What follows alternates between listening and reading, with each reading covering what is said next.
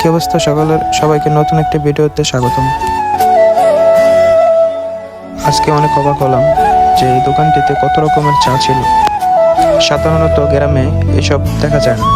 এখানে ছিল রং চা, মশালা চা, মালটার চা, জলপাইয়ের চা, গুড়ের চা এবং তেঁতুল টনিক একটা বিশেষ চা ছিল। আরও ইত্যাদি অনেক চাই ছিল, বাট আমরা প্রথমে 3টি মশালা চা খাই। তারপর আমরা সকলে একটি করে তেঁতুলের টনিক চা খাই।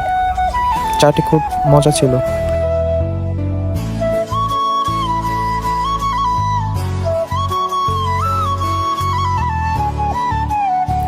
সকালে ভালো থাকবেন, দেখা হবে পরের একটি ভিডিওতে। সবাই লাইক, কমেন্ট, শেয়ার করে দিবেন। পেজটিতে নতুন হলে ফলো করে দিবেন।